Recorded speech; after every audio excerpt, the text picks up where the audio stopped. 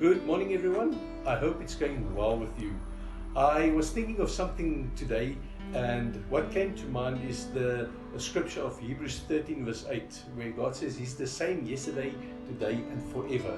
You know, sometimes people let us down. Sometimes people do things that, upsets us. They promise us to do something, and then they don't deliver. You know, God is not like that. If He tells you, He will bless you. If He tells you, He will keep His word. He does exactly what He promised to do.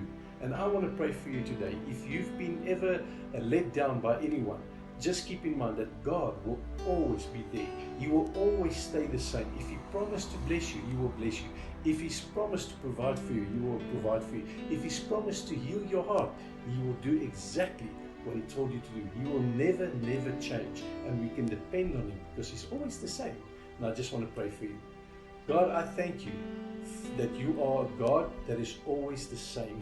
That You love us, and that if You give Your word, You will always do what You have promised to do, and that we can have that assurance and be certain that You are a keeper of what You say.